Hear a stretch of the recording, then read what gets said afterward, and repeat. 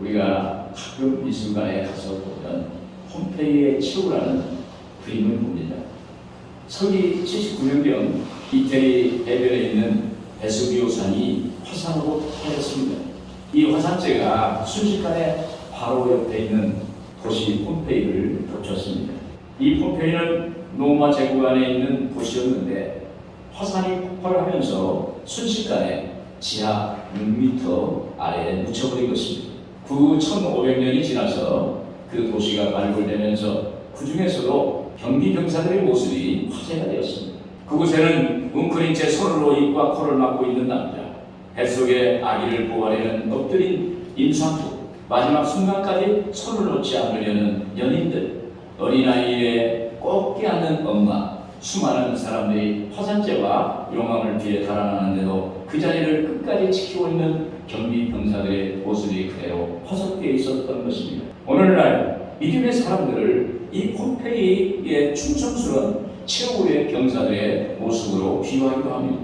오늘 본 말씀에는 바울 사도가 로마 감옥에 갇혀 있으면서 빌립보 교인들에게 주 안에 서라고 말하고 있습니다.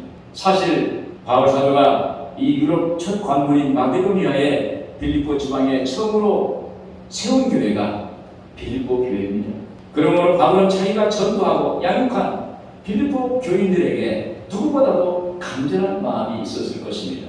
그래서 바울이 할 수 있는 말이 주 안에 서라는 것입니다. 여기서 주 안에 서라는 말씀의 뜻은 마치 병사가 전쟁 중에 자기 집지를 향해 다가오는 적들의 공격을 받으면서도 자기 처소에서 결코 물러나지 않고 계속 자기 자리를 지키면서 거기에 있는 것을 말하는 것입니다. 그러므로 주 안에 서라는 것은 너희가 있어야 할 자리에서 주님 말씀 앞에 충성하라는 것입니다. 오늘 본문을 중심으로 주 안에 서라는 제목으로 은혜의 말씀을 나누겠습니다. 먼저 주 안에 서라는 것은 오직 주 안에 있으라는 말입니다. 1절에 보면 같이 보겠습니다. 그러므로 나의 사랑하고 사모하는 형제들, 나의 기쁨이요 멸류관인 사랑하는 자들아, 이와 같이 주 안에 서라. 여기서 주 안에 서라는 말씀은 주 안에 있으라는 뜻입니다. 다른 말로 말하면 주님을 믿는 믿음 안에 있으라, 이런 이야기입니다. 왜 바울은 주 안에 서라고 했을까요? 그것은 바울이 그들에게 눈물을 흘리며 복음을 전하고 권면했지만 여러 사람들이 그리스도를 배반했기 때문입니다. 3장 88절에 보면 내가 여러 번 너희에게 말하였거니와 이제도 눈물을 흘리며 말하노니 여러 사람들이 그리스도의 십자가의 원수로 행하느니라. 여기서 이제도 눈물을 흘리며 라고 한 것은 바울이 이전에도 빌립보 교인들을 위해서 눈물을 많이 흘렸다는 얘기입니다. 그런데도 아직도 믿음으로 서지 못한 것입니다. 만약 어린아이가 자랐는데 서 있지 못한다면 어떨까요? 그 부모는 마음이 아프고 안타까울 것입니다. 그래서 바울 사도는 빌립보 교인들에게 주 안에 서라, 주 안에 있으라고 말씀하는 것입니다. 여러분, 주님 안에 있다는 것은 신앙 체험을 하는 것입니다. 기독교는 체험의 종교입니다. 성령 체험을 받아야 돼요. 성령 받는 것입니다. 침례를 받아야 돼요. 그리고 성경을 읽고 기도해서 하나님의 응답을 받고 하나님의 음성을 듣는 그러한 체험이 있을 때 우리가 주 안에 든든히 설 수가 있는 것입니다. 제가 기도원에서 상담 사역을 한 적이 있습니다. 어느 날 제게 교회 중직자 되신 분이 오셔서 상담을 요청했어요. 나이가 70 중반인데 고상하게 생기신 분이었어요.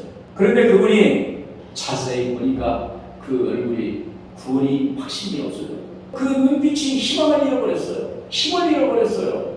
그래서 그분이 하시는 말씀이 어느 날 본인에게 위기가 닥쳐오니까 자기가 보기에도 믿음 없는 사람처럼 보이고 믿음 없는 사람처럼 생각하고 행동하더라는 거예요. 이제는 아예 믿음이 없는 사람처럼 되었고 자기도 무기력해지고 답답하다고 하소연을 했습니다. 그때 그분에게 신앙적 핵심 기초를 말씀을 드리고 간절히 기도하고 그리고 그분에게 하루라도 금식 기도하면서 하나님께 내달려보라고 이렇게 상담을 해드린 적이 있습니다. 여러분, 평생 신앙생활 잘한 것 같은데 주님을 믿는 믿음이 없다면 어떨까요? 내가 믿는 믿음의 실체가 없다면 어떨까요? 그때는 절망입니다. 신앙은 체험을 해야 돼요. 말씀을 통해서 깨닫고 또 하나님께 기도해서 성령 체험 받고 그런 체험이 있을 때 우리가 든든히 믿음 안에서 서갈 수가 있게 되는 것입니다. 믿음이란 내가 어디서 와서 무엇 때문에 살며 어디로 가는지를 아는 것입니다. 예수님 때문에 구원받고 성령 충만받고 마음의 천국 하나님의 나라를 소유하고 하나님의 나라를 향해서 가는 겁니다. 하나님의 나라는 하나님이 주인이세요. 하나님이 다스리는 나라예요. 여러분, 신앙은 체험이에요. 만남의 체험이 있어야 세상에서 흔들리지 않습니다. 주 안에 있는 것입니다. 주 안에 있지 않으면 주 안에서 설 수가 없어요. 그래서 다윗은 이런 고백합니다. 시편 16편 2절에 주는 나의 주님이시오니 주밖에는 나의 복이 없다 하였나이다. 시편 146편 2절 3절 보면 귀인들을 의지하지 말며 도울 힘도 없는 인생도 의지하지 말지니. 여러분, 이 세상에서는 믿음의 대상은 하나님밖에 없어요. 인간을 우리가 믿을 대상이 안 됩니다. 의지할 대상도 아닙니다. 가까이 해서 그 사람을 신뢰하고 그리고 사랑하고 도움을 줄 수는 있을지 모르지만 그분을 믿고 따라갈 수는 없는 거예요. 오직 예수 그리스도, 오직 하나님 바라보고 그분을 따라가야 돼요. 우리 입으로 말로 행함으로 주 안에 있어야 되는 것입니다. 또 주 안에 있다는 것은 자기 정체성을 갖는 겁니다. 바울은 빌립보 교인들에게 이렇게 말합니다. 빌립보서 3장 20절에 우리의 시민권은 하늘에 있는지라 거기로부터 구원하는 자 곧 주 예수 그리스도를 기다리노니. 바울은 빌립보 교인들이여 당신들은 하나님 나라의 시민권자입니다. 하나님 천국의 시민권을 갖고 있는 그런 사람들이라고 말합니다. 그런데 왜 당신들은 유오디오와 순두개처럼 세상적으로 생각하고 인간적으로 그렇게 살고 있습니까? 본문에 나오는 유오디오와 순두개를 유추할 수 있는 것은 교회 내 지도자로서 서로 자기가 옳다하고 서로 비난하고 갈등하고 대립한 것입니다. 그 결과 교회가 양쪽으로 갈라졌어요. 그러다 보니 예수님 믿는 신앙을 잃어버렸어요. 자기의 정체성을 잃어버렸어요. 하나님의 자녀요, 하나님의 백성이요, 하늘의 시민권자라는 것을 잃어버린 거예요. 인간이 인간적인 그런 생각에 매몰돼 버린 것입니다. 예수님 믿는 신앙을 잃어버렸습니다. 자기 정체성을 잃은 것입니다. 그 결과 교회가 흔들리는 거예요. 하나님의 교회요, 하나님이 인지하는 하나님의 성전인데 사람으로 인해서 교회가 흔들린다는 것은 이거 있을 수 없는 일입니다. 그래서 바울이 말하는 거예요. 주 안에 서라. 주 안에 있으라. 너희가 믿는 믿음으로 바로 서라. 그때 하나님의 은혜와 축복을 받는다는 것입니다. 여러분, 우리는 하나님의 자녀라는 정체성을 갖고 있는 거예요. 오늘 우리는 하나님의 백성이에요. 이게 우리의 정체성이에요. 우리는 하나님의 나라의 시민권자예요. 정체라는 것은 나의 정체를 말하는 거예요. 내가 누구냐? 내가 누구인가? 우리는 하나님의 자녀요, 하나님의 나라의 시민권자요, 하나님의 백성이라는 거예요. 우리는 어느 순간에도 이 정체성을 잊지 말아야 되는 것입니다. 주 안에 있는 것입니다. 주 안에 서는 것입니다. 여러분, 주 안에 서 있으면 하나님께서 은혜를 주세요. 하나님께서 축복하십니다. 하나님이 갚아주십니다. 하나님이 응답해 주세요. 하나님이 치료해 주세요. 오늘 여러분들에게 주 안에 있는 여러분들 되기를 주님으로 축원을 드립니다. 그리고 주 안에 서라는 것은 오직 영성 있는 삶을 살아가는 것입니다. 2절 같이 보겠습니다. 내가 유오디아를 권하고 순두개를 권하노니 주 안에서 같은 마음을 품어라. 여기서 바울 사도가 빌립보 교인들에게 내가 유오디아를 권하고 순두개를 권하노니라고 권면한 것은 유오디아와 순두개 사이에 어떤 갈등이 있다는 거예요. 심각한 문제가 있다는 것을 암시하고 있습니다. 또 같은 마음을 품으라는 권면은 서로 다른 마음을 가지고 있으므로 갈등하고 대립하고 있음을 보여주는 것입니다. 여러분, 빌립보 교회가 어떻게 세워진 교회입니까? 바울이 처음으로 유럽에 가서 세운 교회가 빌립보 교회였어요. 이 빌립보 교회가 바울의 선교 사역을 위해서 헌신적으로 수고했고 바울을 위해서 기도하고 바울로부터 크게 칭찬받던 교회였습니다. 그런데 성도 간에 문제가 생겨서 교회가 어려워진 것입니다. 그래서 바울의 마음이 아팠어요.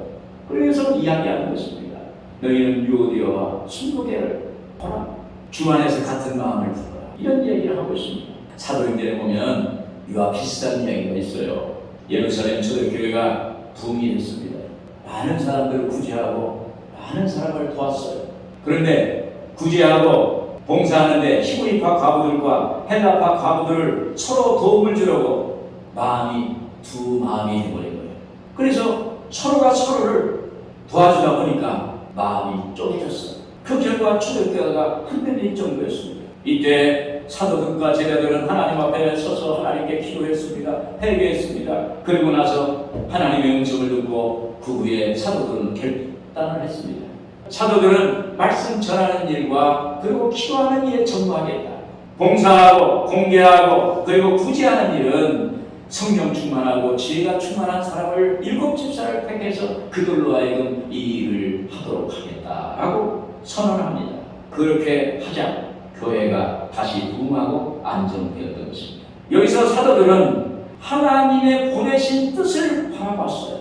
하나님을 바라봤어요. 하나님의 뜻을 바라봤어요. 주 안에 서기를 원했어요. 주님이 원하는 것을 하는 것이 바로 영성이에요. 할렐루야. 주님이 원하는 것 하는 게 그리스도의 영성입니다. 여러분, 우리가 영성이 있다. 그거는 기록관이 세다는 게 아니에요. 영성이 있다는 건 예수님이 좋아하는 것, 예수님이 원하는 것, 예수님이 기뻐하는 일을 하는 것이 영성이라는 거예요.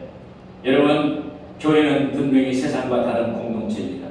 교회는 사람들의 모임이면서 동시에 하나님이 시작한 기관입니다. 따라서 우리는 교회 공동체에 속한 하나님의 자녀이므로 무슨 일을 하든지 먼저 하나님을 바라봐야 합니다. 주님을 닮아가는 것입니다. 이것이 영성 있는 삶입니다. 여러분, 우리 주님은 유대인과 이방인 사이에 막힌 담을 자기 십자가로 허무시고 한 몸이 되게 하셨습니다. 또한 그 십자가로 하나님과 우리와 막힌 담을 허물어 주셨어요. 그래서 하나님과 우리와 하나 되게 해주셨어요. 그러므로 우리 성도들은 주님의 십자가의 피로 가까워진 존재입니다. 에베소서 2장 13절 14절에 보면 이제는 전에 멀리 있던 너희가 그리스도 예수 안에서 그리스도의 피로 가까워졌느니라. 그는 우리의 화평이시니라. 둘로 하나를 만드사 원수된 것 곧 중간에 막힌 담을 자기 육체로 허시고. 여러분, 주님의 마음을 품고 주님을 닮아가는 것을 영성이라고 합니다. 그리스도의 영성은 주님 예수님을 닮은 것입니다. 우리가 예수님의 영성으로 예수님을 닮아간다면 인간적인 막힌 담을 허무는 것입니다. 서로가 서로를 용납하는 거예요. 서로가 서로를 용서해 주는 거예요. 서로가 서로를 수용하는 거예요. 서로가 서로를 세워주는 거예요. 이것이 막힌 담을 허무는 거예요. 자기 자신에도 막힌 담을 허무는 거예요. 어떤 사람은 자기 자신을 막 미워하는 사람이 있어요. 스스로 막 자기 자신을 자책하고 그리고 자기를 아프게 하고 그런 사람이 있어요. 자기 자신을 용서해줘야 돼요. 예수님이 나를 용서했는데 내가 나를 용서하는 건 당연히 용서해야 되는 거예요. 막힌 담을 허물어서 예수님처럼 닮아가는 예수의 영성을 갖고 살아가는 존재가 되어야 될 줄로 믿습니다. 예수님이 이 세상의 최고의 가치가 됩니다. 예수님을 위해서 내 목숨도 바쳐서 순종하는 것입니다. 부산 수영로 정필도 목사님 책에서 읽은 내용입니다. 정필도 목사님이 아는 어떤 목사님이 계신데 이분은 평생 전도자였습니다. 아침부터 저녁까지 날마다 전도만 하셨습니다. 그런데 신기한 게도 열매가 없는 거예요. 근데 그 신기한 것은 전도 열매가 없는데도 묵묵히 날마다 나가서 전도한다는 거예요. 어려워도 가난해도 남이 비난을 해도 그냥 묵묵히 하나님의 일에 순종하고 충성하고 가는 것입니다. 그 덕에 사모님은 자녀들 키우느라고 많은 수고와 고생을 감당했다고 합니다. 그런데 자녀들 한 사람 한 사람이 얼마나 잘 자랐는지 신앙과 인품도 훌륭했을 뿐만 아니라 재벌이 되는 복을 받았다. 목사님 부부가 예수님 영성으로 하나님께 순종함으로 그의 수고를 하나님이 받으셨고 자녀들을 하나님이 복을 주셨다. 여러분, 하나님은 얼마나 전도하고 얼마나 많은 영혼을 구원했는가, 얼마나 목회를 크게 했는가가 아니라 그렇게 힘들어도 그렇게 업신여김을 받아도 주님의 명령에 순종하고 주님의 명령에 충성하고 주의 일을 감당하는 것, 오직 주를 위해 사는 것을 하나님은 보신다는 거예요. 할렐루야. 그래서 하나님이 보상해 주시고 갚아주셨다. 이것이 영성 있는 삶입니다. 여러분, 당장 눈에 보이는 열매가 없어 낙심이 되어도 결국에는 하나님이 보세요. 하나님이 갚아주세요. 하나님이 응답해 주세요. 하나님은 역사해 주시는 것입니다. 목회자든 평신도이든 주의 일을 하고 주님께 영광을 돌리는 삶 자체가 이미 큰 상을 받은 것입니다. 찬송가 496장 3절에 슬플 때에 나지 아니할까 염려하며 삶이 애탈지라도 나중 예수께서 칭찬하시니 기쁨으로 단을 거두리로다 거두리로다 거두리로다 기쁨으로 단을 거두리로다 거두리로다 거두리로다 기쁨으로 단을 거두리로다. 여러분, 주님의 마음을 갖고 주님의 뜻을 이루려는 마음이 영성 있는 마음입니다. 이 영성이 있어야 주 앞에서, 사람 앞에서, 세상 앞에서 흔들리지 않고 설 수가 있는 것입니다. 여러분, 십자가 바라보세요. 예수님 바라보세요. 그러면 예수님 닮아갑니다. 주 안에 서는 거예요. 예수님이 그 십자가의 보혈로 우리를 용서하시고 하나님 삼으셔서 하나님의 의로운 사람으로 만들어 주신 것입니다. 여러분, 하나님은 꼭 우리에게 응답해 주시고 갚아 주신다는 것을 믿기를 주의 이름으로 축원을 드립니다. 끝으로 주 안에 서는 것은 주 안에서 같은 목표를 갖고 사는 것입니다. 3절에 또 참으로 나와 멍에를 같이 한 내게 구하노니 복음의 나와 함께 힘쓰던 저 여인들을 돕고 또한 글레멘드와 그 외에 나의 동역자들을 도우가 그 이름들이 생명책에 있느니라. 바울 사도가 로마 감옥에서 빌립보 교인들을 향해서 주 안에 서라고 간절히 건면한 것은 같은 신앙의 목표를 갖고 살아가는 것입니다. 우리는 스스로 이런 질문을 해봐야 합니다. 나는 무엇을 위해 사는가? 나는 무엇으로 살 것인가? 나는 무엇을 향해 갈 것인가? 바울은 그의 동역자들에게 참으로 나의 멍에를 매게 한 내게라고 이렇게 합니다. 멍에는 밭을 갈 때 쟁기를 연결해서 소의 어깨를 고정시키는 도구입니다. 보통은 한 마리의 멍에 하나가 내어져요. 그런데 더 큰 힘을 얻기 위해서는 두 마리의 소가 동시에 밭을 갈게 될 때 두 배로 큰 멍에를 같이 메고 갑니다. 오늘 본문에서 말하는 멍에는 아주 큰 멍에를 말합니다. 그런데 이 두 마리의 소가 함께 멍에를 메고 가야 하니까 밭을 똑바로 갈기 위해서는 보조를 맞춰야 돼. 발을 맞춰야 돼.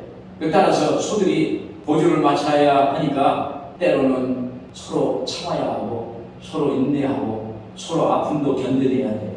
그래서 바울은 자기와 멍에를 같이 한 사람에게 복음을 위해서 하나님의 나라를 위해서 멍에를 같이 했으니 삶의 목표를 같이 공유한다는 것입니다. 여러분, 바울의 꿈과 소망은 로마와 서바나에 까지 가서 복음을 전하고 세계의 선교를 이루는 것이었습니다.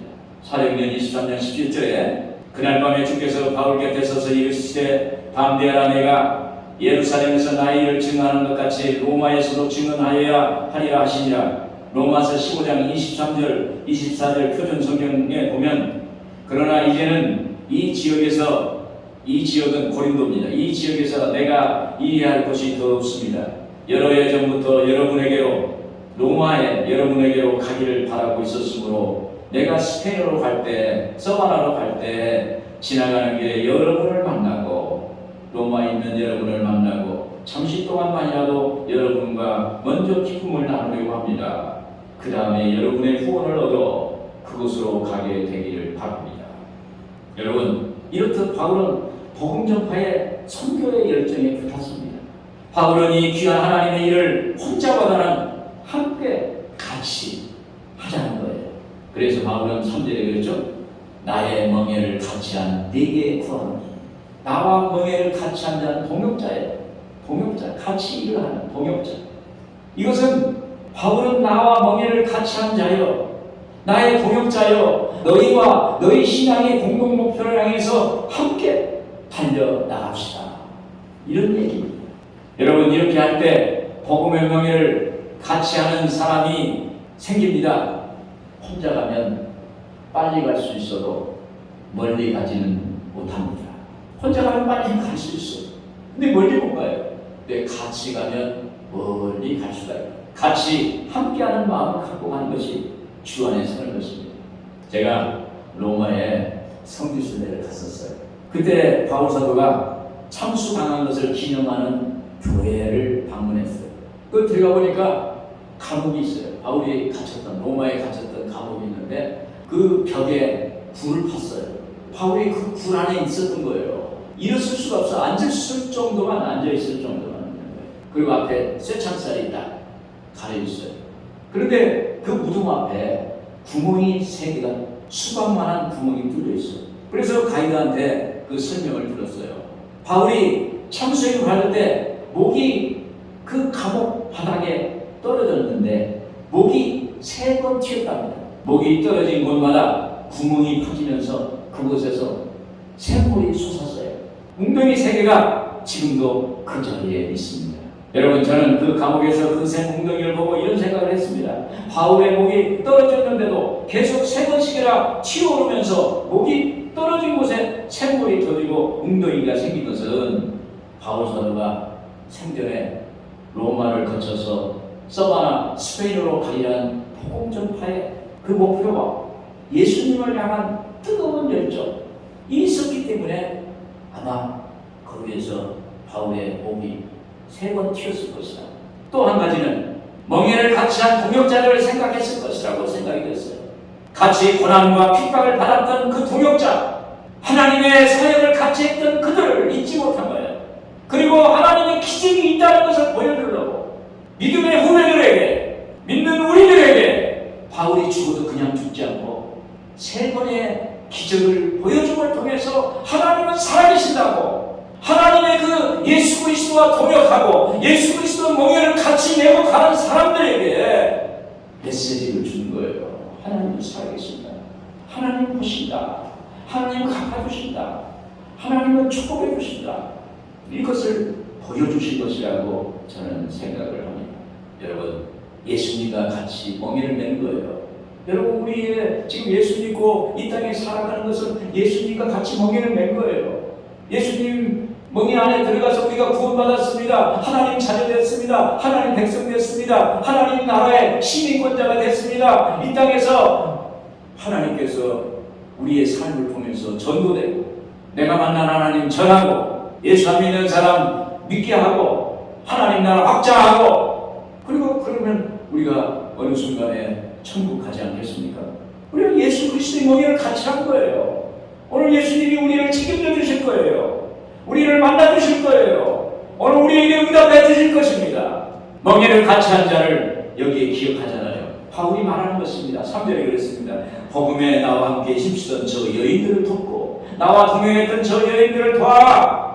또 글레멘드와 그 외에 나의 동역자를 도와라. 성령의 감동으로 말하는 거예요. 여기 동역한 사람에게, 또 다른 동역하는 사람에게 여기 나를 동역했던 여인들, 글레멘드, 그리고 나의 동역자들을 도와줘라. 이건 하나님의 음성이에요. 그 이름들이 생명책에 있느니라. 여러분, 오늘 우리 하나님은 생명책에 기록해 주실 줄로 믿습니다. 하나님께서 그랬잖아요. 고넬료에게도 내 기도와 구제가 하나님이 기억하셨다.